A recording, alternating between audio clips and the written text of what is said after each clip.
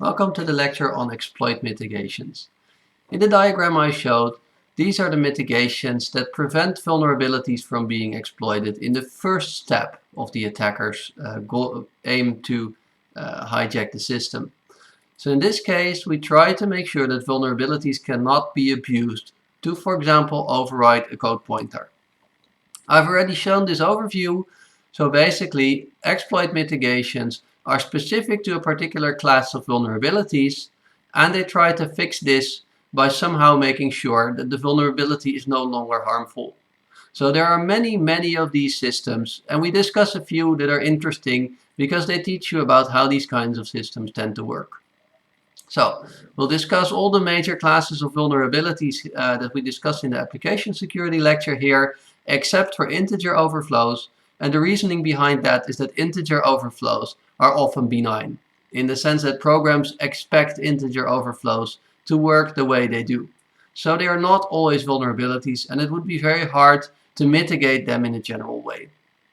As for the vulnerabilities listed here, these are things that should never happen, even if in practice sometimes they do.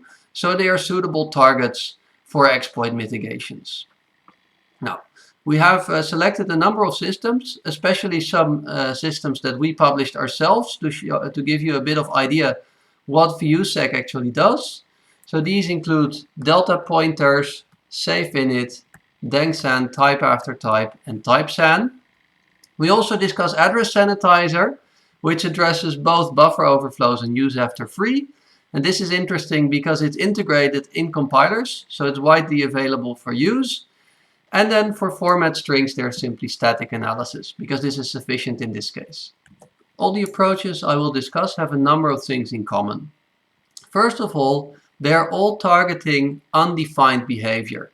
So the C standard actually defines what undefined behavior means and which operations are undefined behavior. So undefined behavior is actually very defined. However, many programmers still choose to rely on the undefined behavior, or more likely rely on it without realizing it. For example, if we don't check the index into a buffer, we might have a buffer overflow, which is undefined behavior because the C standard only defines what happened if you access data within the buffer itself as it was allocated. Moreover, all these approaches are built into the compiler. Now the compiler is the ideal place to deploy defenses because it gets a good view of the code and it can make changes to the binary code that's emitted. So what goes in is the C code, and what comes out is the binary code that has some defense in it. Now, the approaches we use are two main types of approaches, and most defenses use both. The first is static analysis, and it is preferable over the other type because it doesn't result in any runtime overhead. Now, static analysis means that we're trying to prove particular properties of the code.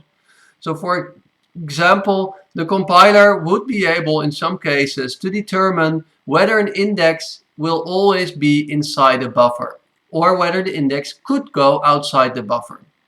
For example, if there is a check and the only way to go to the assignment is to come past the check, then the compiler will know that there cannot be a buffer overflow. Now, however, unfortunately, static analysis is incomplete. So in many cases, we will not be able to prove that some harmful behavior is possible, neither that it is not possible. This is due to the halting problem, which essentially states that we cannot predict what a program will do statically. We have to execute the program to see what happens. In cases not covered by static analysis, we use dynamic instrumentation. The compiler changes the binary code that is outputted by the compiler, adding runtime checks for undefined behavior. So before the undefined behavior would occur, for example, before we write a value outside a buffer, before this, it performs the check, and if it turns out that the situation as it stands will result in undefined behavior, instead, the compiler will crash the program, typically, right before the undefined behavior happens. What is interesting here is that this actually fits the C standard still. So the C standard would allow a crash to happen as a result of undefined behavior, because that is what undefined means. So in principle, a benign program with no bugs should not trigger any of these crashes. Of course, we know programmers are sloppy and perhaps even deliberately relying on undefined behavior. So in these cases, the defense might actually crash the program, even though it does what it was intended to do. Now, one important drawback of dynamic instrumentation is that it executes at runtime, which means that it makes the program slower. And this is an important reason for people not to deploy it. So what we try to do is to use static analysis wherever we can to prove that a vulnerability cannot be abused, or that there is no vulnerability, and only in the cases where we cannot decide whether this is possible, or of course if we know that it's possible, do we add the dynamic instrumentation which performs the check at runtime and crashes the program if undefined behavior would otherwise result. The first defense that I will discuss is address sanitizer. Address sanitizer is an exploit mitigation which can detect buffer overflows and use after free at runtime. So whenever an attacker manages to trigger one of these exploits, ideally address sanitizer should notice and should terminate the program, giving you some output that helps you debug the reason of the crash. Now, address sanitizer is of particular interest because it was adopted relatively soon in compilers, including GCC and LLVM. How does address sanitizer work? Well, the core of how it works is shadow memory. So in C, typically we don't have any data about which memory is allocated and which is not, what memory is allocated for, and so on. Even though the memory manager has some information, as we've seen in the heap management, there's no global overview that allows you to check whether a particular piece of memory is allocated or not. Now, address sanitizer addresses this by creating shadow memory. So shadow memory is a mapping of the virtual address space where you can put metadata about data that is in the memory. Now, what we do is every time we allocate some memory, we mark in the shadow memory that this piece of memory is now allocated. And then whenever we deallocate it, we mark that it's no longer allocated. At this point, we can add a check before every memory access. We look into the shadow memory to see, is this data actually allocated or not? If it's allocated, we assume that it's fine. But if it's not allocated, we will raise an exception and print a debug message showing why this memory was no longer or not yet allocated. Now, how does the shadow memory work? It's actually very simple. We take the pointer that we're trying to access and then we shift it to the right by 3, which means we divide by 8, rounding down, and then we add an offset. Now this gives us a new pointer, and this is a pointer into the shadow memory. We can see this in the diagram on the right. So any memory address is mapped to a part of the shadow memory. Now this works for 8 bytes at a time because typical allocators are aligned on 8-byte boundaries. So for every 8 bytes in real memory, we have a single byte telling us which of the 8 bytes are actually allocated. Now this mapping means that the actual real memory is mapped to some piece of the shadow memory on both sides of the address space. And then there's also a value bad that says this memory is not allocated and should not be accessed. So amongst others, the shadow table itself is marked as bad. So there should never be an explicit access to the shadow memory. Only the address sanitizer instrumentation may access the shadow memory legally. Any other attempt will result in an exception. Now, this in itself does not help much. It only helps us prevent access to unallocated memory, but it helps if we add red zones. So a red zone is an area in memory that's not allocated, that's in between different buffers. So if we say have 2 arrays, then the behavior we saw before was that if we overflow the array that comes first in memory, we write data into the second array. Now instead with address sanitizer, we add a red zone in between. So there's a few bytes, say perhaps 8 bytes, that or any number that you would want. The larger number means more overhead, but also better safety. So if we now overwrite past the end of the buffer, then the red zone will be non-allocated. So once we get to the red zone, address sanitizer will notice this because it will see in the shadow memory that this was part of a red zone. As a consequence, it will tell us that something is wrong, and we can then derive that we were writing into the red zone because we went past the end of the array. Right? So of course this doesn't help you prevent every single buffer overflow, but it helps the simple contiguous ones. If you have a deliberate attacker who wants to skip over the red zone, that is still possible because we track only the allocated memory. We don't track the origin of the pointers. So a pointer for one buffer can now be used to point to another buffer, but it cannot be used to point to something directly past the buffer anymore, which helps against buffer overflows.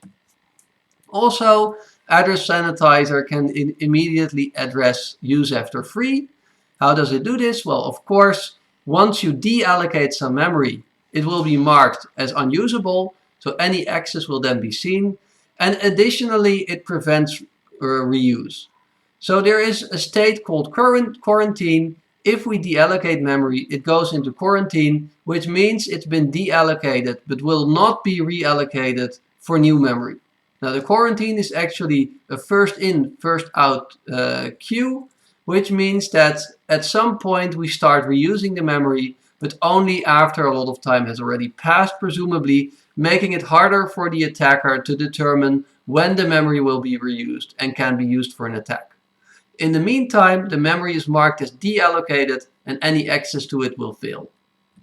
Summarizing the approach, address sanitizer is very useful because it can detect many memory errors and is integrated by default in GCC and LLVM, which means you don't have to go and download some research project that patches the compiler, but you can just use this out of the box when your compiler is installed from a package on your preferred Linux distribution or whatever operating system. That's very convenient. However, address sanitizer has a number of important drawbacks. One is compatibility. So many programs will actually fail when you run them on address sanitizer because it tends to be so strict on preventing undefined behavior that many programmers who rely on this behavior will not consider the fact that their program does not run on address sanitizer anymore. Even a number of the well-known spec benchmarks, which are widely used to benchmark performance, will not run by default using address sanitizer. Another issue is performance. All of this work, looking up the shadow memory and so on, means that we must change the program to do extra memory lookups as well as extra checks. Well, both memory access and branches are of course very expensive. So address sanitizer has a lot of overhead to do these operations, 73%, which means it will not quickly be used in production settings. Finally, address sanitizer is also incomplete. So for example, if there's an overflow within a struct, we cannot find out because it only looks whether an access is within allocated memory and the entirety of the struct is allocated, even if there's some internal overflow. Moreover, as I mentioned, address sanitizer will miss buffer overflows where you jump over the red zone. It simply cannot handle these cases and is focused mostly on contiguous overflows. And finally, even for use after free, proper memory massaging allows you to eventually bypass the FIFO queue and then get the memory reused, in which case address sanitizer is unable to determine that you're actually using a dangling pointer to address the memory that is now allocated again. However, address sanitizer is very useful, and this is for debugging purposes. So it's pretty common if you want to properly debug a program to enable sanitizers like address sanitizers, run your program with a few test workloads and see whether it crashes. If it does, it's typically an indication that there's undefined behavior, which, attacker or not, is always a bad idea. As I mentioned, address sanitizer is actually very slow. It slows down your program by a lot, which makes it unpractical. At the VU, we had a super cool research project, Delta Pointers, which uses a neat trick to do this much more quickly. And in fact, we've shown that we've managed to cut overhead in about half compared to address sanitizer.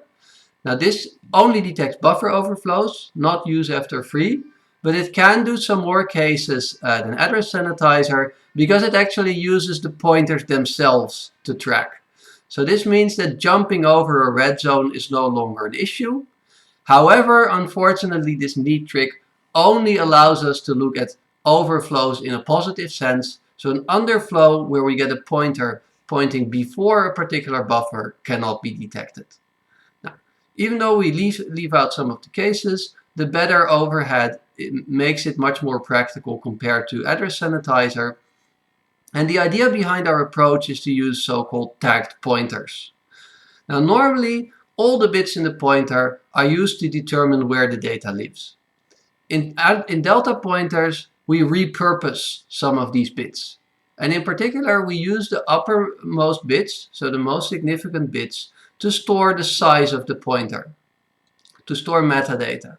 With this information, we're able to figure out whenever we exceed the bounds of a buffer. Also, by encoding this in a correct way, we do manage to make the checks implicit, which means all the branches from the address sanitizer are now gone, and instead the MMU checks for us whether there was a buffer overflow. One of the things which I really like about the Delta Pointers project is the awesome poster that we had made. So this is the poster that we presented at the conference where Delta Pointers was published, and it shows exactly what the system does. It compares to other systems where we have explicit checks, checking for every access whether the access is actually allowed. Now the nice thing is that due to a very clever encoding of the metadata, Delta Pointers allows us to forgo this explicit check, and instead we have the MMU, which is depicted as an evil monster here, instead have the MMU shoot down any pointers that are not used correctly. Now how can we do this? Well, it's pretty simple actually. What we do is, as I mentioned, divide the pointer in two, and now the pointer stores not just the address, but also a distance to the end of the allocated object, as well as an overflow bit. Now, the idea is that every time we do arithmetic on the tag, on the pointer, we also do it on the tag. So whenever we add 1 to the pointer, as in this example, we also add 1 to the tag. If we add a larger number, we also add the larger number to the tag. Now, in the tag, we actually store the negated distance to the end of the object, which means that we make the number negative. And so if we keep adding and adding numbers, eventually this negative number will overflow. At some point, the number becomes -1, which, as you know by this point in 2's complement notation, means all 1 bits, or in hexadecimal, all f hexadecimal digits. And at that point, if we add 1 more, it will go to 0. However, the topmost bit is now the overflow bit. So when the negated distance goes to 0, the overflow bit goes to 1. Now, every time that we use the pointer, we perform masking. That is, we mask out the number that was there and the size number that was there, but we still keep the original pointer as well as the overflow bit. So when we access the pointer, if the overflow bit is 0, we get the regular pointer without the size tag. If, however, there was an overflow, we do still see the overflow, even though we mask out the size, right? So we just use a bitwise AND operation to do this. We still see the overflow bit, and the MMU will see that this is not a valid pointer. Because as you all know, the 16 most significant bits of any pointer are unused. If any of those bits is still 1 rather than 0, the MMU will tell us that there is a page fault, which the operating system will translate to a segmentation fault, which kills the program and prevents the attacker from doing any bad things. So this poster also, by the way, won the Best Poster Award. So it's not usual that you have some nice artwork like this. But it shows that with a nice idea, you can think of a very cool project to actually mitigate vulnerabilities like this. Well, defenses against buffer overflows introduce a lot of overhead, even delta pointers, which manages to do away with many of the checks. Even so, other vulnerabilities are not necessarily all as bad. Especially format strengths are relatively easy to mitigate, and this is because static analysis can trivially find any call to printf or related functions where the format string is not a string literal, but rather some kind of variable. And if this parameter is sent from a variable and there are no format string parameters, this is basically a heuristic to show that the programmer probably didn't intend this. So you're supposed to normally use a literal string as the format string. Static analysis shows that this is not the case. Then the compiler will warn you. Now, some false positives are possible, as this example shows. Here we have an explicit message hello world, which is passed to printf and results in a warning as shown here. So static analysis shows that printf is called with a non-literal and will tell us that there's something we might need to do about this. So this is enabled by the W format security flag, which is on by default. So you can turn it off if you're getting too many warnings, but you should probably consider whether that's a good idea. But in this case, static analysis can give a good idea which potential vulnerabilities are there, but there's some risk of false positives like these ones. In this case, we don't need any expensive runtime instrumentation. The compiler just tells us any location that might be at risk using this heuristic, and then we can either fix them or disable the warning, which again I would not recommend. The next defense I would like to discuss is SafeInit, which is again made by one of the PhD students in our group. And it does a very simple job to avoid uninitialized variables. And it's interesting to see that rather than the other approaches before, which essentially made the undefined behavior crash the program, this one is simply able to make undefined behavior defined. And it does this simply by initializing everything to 0 automatically. So the compiler will automatically initialize any local variable to 0, and the allocator automatically initializes every heap allocation to 0. Now we change the semantics to make any allocation rather than undefined behavior when we read it, make it defined. Namely, we always know that the value will be 0 at the start. So this works well, and it's a very simple approach, but it's also too slow, again, for normal deployment. So we need some optimizations. Now, in particular, there's a number of optimizations that this paper used, which make safe initialization a possibility in real-world problems. So first, initialize close to the first use. Not only does this allow us to remove some of the initializations automatically using that store elimination, which I also list here, but also it means that the cache effect is minimal. So in this case, if we initialize something right before the first use will be served from the cache. And of course, this means that the system will be faster because the cache is much faster than main memory.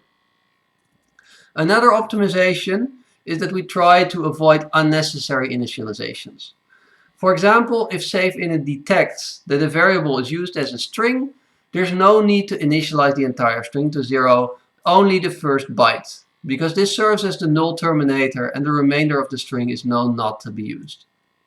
Well, there's also dead store elimination, which is a compiler optimization more generally, and it basically means that the compiler will look if any variable assignment is later followed by another assignment to the same variable. So if this assignment always happens before the first read, then there's no need to do the original assignment, which in this case would be the initialization. So in cases where static analysis can figure out initialization is unnecessary, it is removed by that store elimination. In other cases where initialization might be necessary, it is kept. And finally, this is also a very important one, the operating system actually delivers memory to the application that is 0 initialized. And the reason for this is that it would be insecure to pass memory that might have been used for some other purpose. Who knows, some other process might have left crypto keys in there. So before allocating any memory to a program, it is 0 initialized, and only when it is reused by malloc will there actually be data inside. So what SafeInit does is if any data is memory is provided right by the operating system, which is typically the case for larger allocations, we don't need to explicitly zero initialize it. Now this approach was actually very effective with only 3.5% overhead, which means that safe init would in principle be suitable for real-world deployment with a low overhead like this. As I mentioned in my description of Adder Sanitizer, this approach is not a full solution against use after free attacks. In particular, eventually a pointer will still be reused, which means that if the attacker deliberately sends a workload that makes sure that memory is reused at the right time, then this is still exploitable. Now, DangSan is a more comprehensive solution, and it prevents use after free attacks by invalidating dangling pointers. So at the time that a pointer becomes dangling, that is, whenever the memory that it points to is freed, it will set the pointer to an invalid value. This means, however, and this is the main source of overhead in this case, that we must keep a list of pointers to each object. Otherwise, we are unable to nullify them, because we cannot easily recognize them otherwise. A value could be a pointer, or it could be something else. So we need to track all the pointers to every object in memory. Now, instrumentation we need to achieve this is the following. Every time we assign a pointer, we need to keep track that there's now a new pointer to the same object. This includes pointer arithmetic. So if we derive a pointer from an earlier pointer, it still belongs to the same object, even if it's not literally the same pointer. And then at free time, we go through the remaining pointers for that object. And for each of them, we set the most significant bit. Now, as we've seen in the case of delta pointers, setting the most significant bit invalidates the pointer, and any subsequent access will be called by the MMU and result in a segmentation fault. Now, why is this not trivial? It sounds really easy, right? But it's hard to figure out what object a particular pointer points to. So if we have a pointer assignment, we have to add the location of the new pointer to the list of pointers for the memory object the original pointer pointed to. We need to figure out where this is. And also, what if multiple threads access the pointer at the same time? If they're copying pointers to the same object at the same time. This is a common operation in multi-threaded programs, and it's important to do this efficiently and without any concurrency bugs. Now, DangSan addresses these issues. First, to figure out what object the pointer points to, we simply use shadow memory again, just as ASAN has. We have tweaked this shadow memory to make sure that it's efficient for this use case, but it's similar in spirit to the approach that Address Sanitizer does. What if multiple threads copy pointers? Now for this we need to consider the data structure. We really don't want to do locking if the assumption is that first of all many objects will be accessed by only one thread, and second of all if an object is accessed by multiple threads, it might happen a lot of times.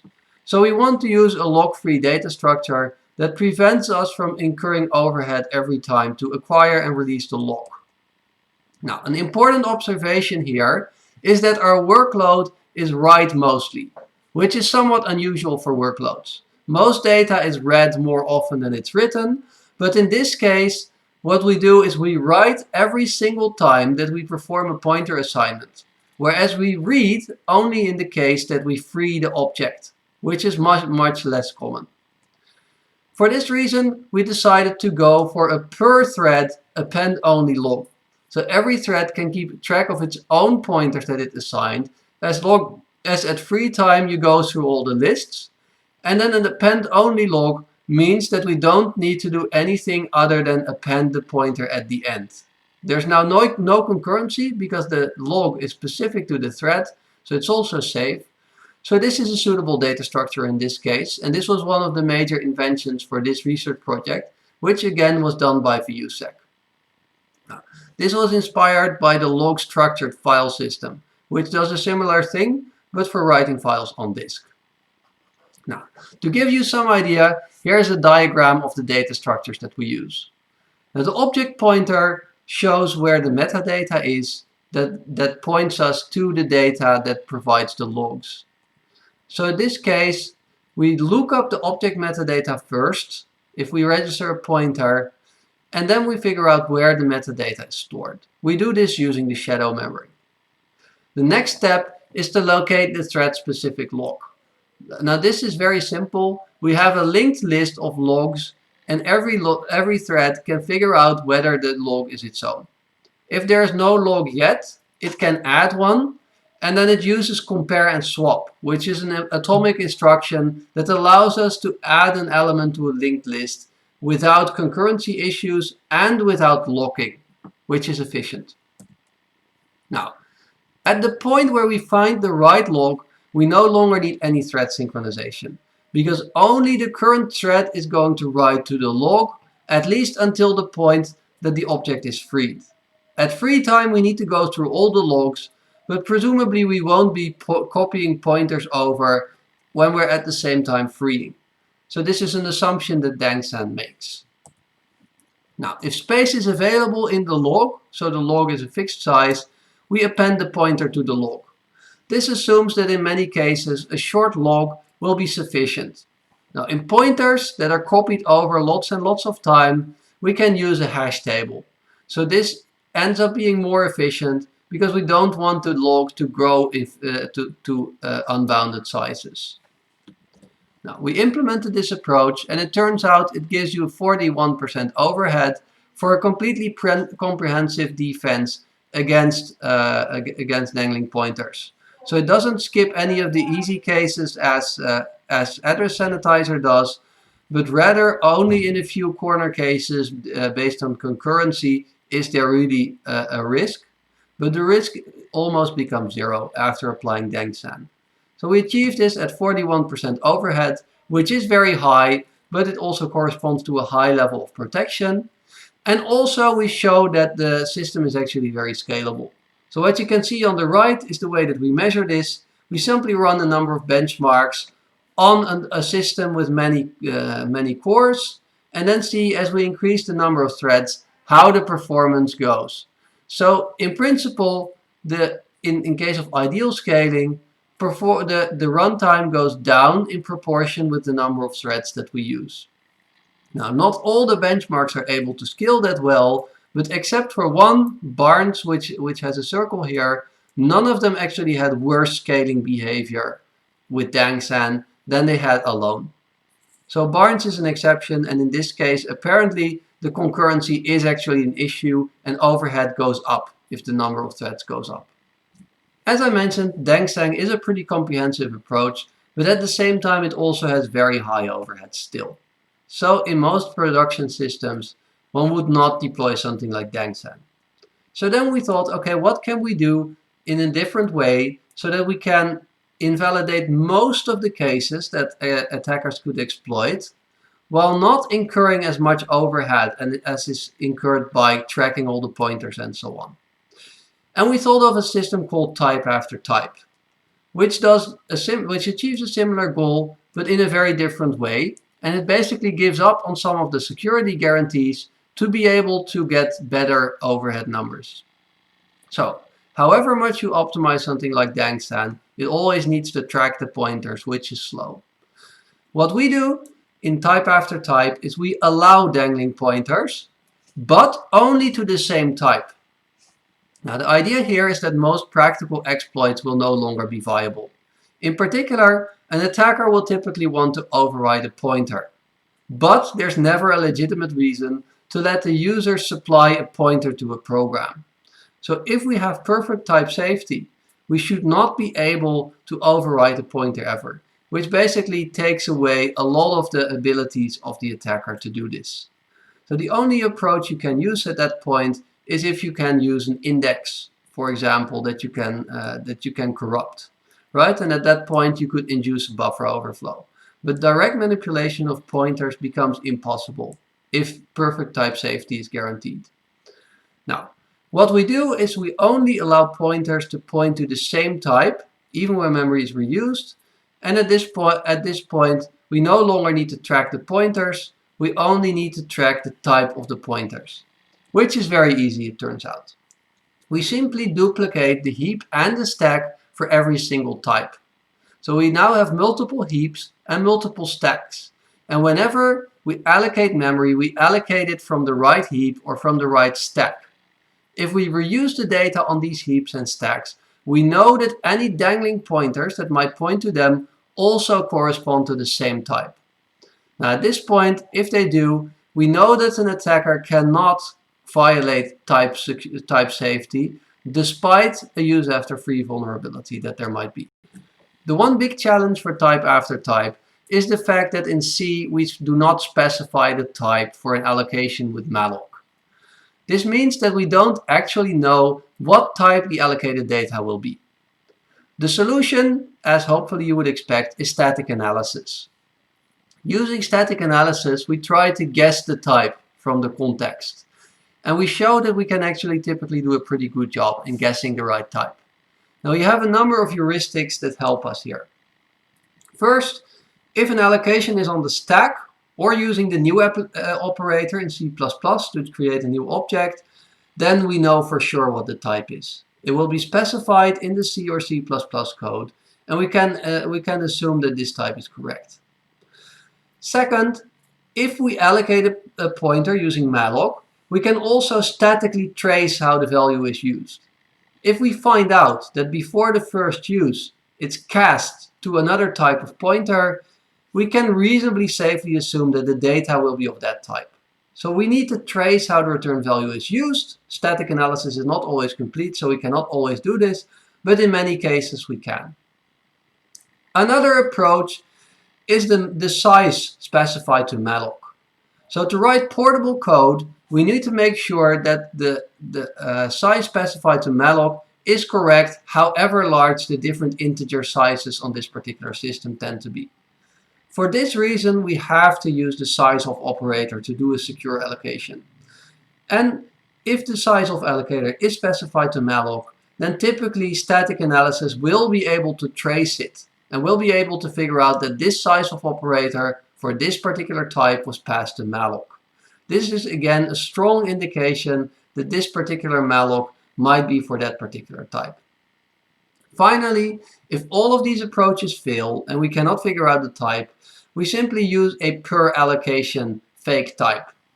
So at this point, we reuse memory only when it was allocated at the same call to malloc, based on the assumption that this call to malloc will always allocate stuff of the same type, even if we don't know what that type actually is. Now, this leads us to another challenge, namely allocation wrappers. Many programs have some form of memory management where they keep track of allocations themselves. So they might, for example, allocate a large pool of memory using malloc and then sub-allocate it by themselves. This means that the call to malloc is no longer the place where the type is determined, but instead the call to the wrapper function. Now, this behavior is typically found, for example, in browsers, where you might allocate a lot of small objects where the typical malloc may not be the most efficient approach. Now, if we have an allocation wrapper that subdivides the malloc blocks, then we should actually do our type analysis on the wrapper rather than on malloc itself. Now, this is actually very hard to do, but we found a clever trick to solve this. Instead of changing the analysis in the wrapper, which would be a problem because then we need to consider the fact that it may be called from different places, so the wrapper will not always allocate the same type of memory. Instead, what we do is we use inlining. We replace the call instruction with the function body of the caller. At this point, anywhere that the wrapper is used now contains the code inside the wrapper, including the malloc call. If we assume that each call type again corresponds with a particular type, based on that assumption, this would be a safe approach to bypass the issue with the wrappers. Type after type manages to bring down runtime overhead a lot, so it only takes 1/10 of the performance impact that dangsen has, just 4.3%, which means that type after type is actually a viable solution. We just make sure that even though a dangling pointer is still possible, it will always point to the same type of object, which means that at this very low overhead, we provide more or less complete type safety. There's also some memory overhead because now, of course, we cannot reuse memory as easily. We cannot reuse memory from one type to another type, but it's still very reasonable at only 17.4%. The final vulnerability mitigation I will discuss is type SAN, which was also developed by the VUSec group here at the VU. And type SAN makes sure that type confusion vulnerabilities can no longer be exploited. Now, this means that we have to know the runtime type at the time that we perform a static cast. So if you remember, the type confusion vulnerability meant that we're using a static cast to cast an object to a type it's not at runtime. So to mitigate this, we have to know for every single type what the runtime type actually is. Now, an obvious solution would be to turn static cast into dynamic cast. Now, this would seem like a suitable solution, but if you actually try, it turns out in many cases it fails. First of all, only polymorphic types, which is classes that have actual virtual functions, have a v-table. The v-table is the virtual function table, which provides a list of virtual functions. Now, dynamic cast uses this v-table to be able to get its runtime type information, which tells us whether a particular cast is allowed or not. So if a class in C++ does not have any virtual methods, dynamic cast is not suitable. Moreover, v-tables were not designed primarily with dynamic cast in mind. The idea was that dynamic cast should be rare and instead static cast should typically be used because after all, a C++ programmer should know what they're doing, right? So, based on this design, dynamic cast is actually too slow to use in normal programs. So we have to come up with an alternative, which is type SAN. Now, another obvious solution would be to use a hash table to map pointers to types. When we allocate an object, we know its type, right? The type is specified to the new operator, and we know the pointer, which is a value returned by the new operator. So obviously what you want to do is insert the pointer into the hash table, and then you can easily look up which pointer corresponds to which type, right? Hash tables are super efficient in this way. Now, it turns out that doesn't work either.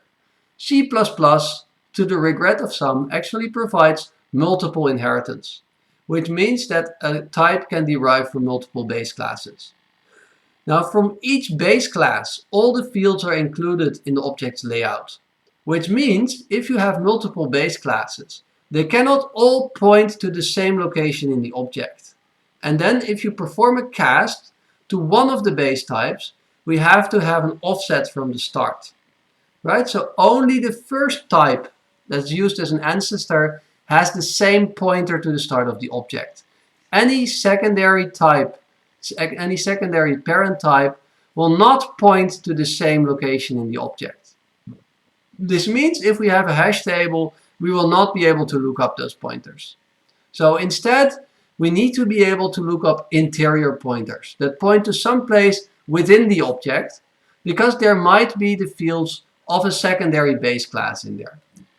Type SAN solves these issues, and it does so by using shadow memory again. So shadow memory is a great way to look up some metadata that belongs to a particular pointer, even if the pointer can point to the interior of an object. So this is exactly what we do in type SAN.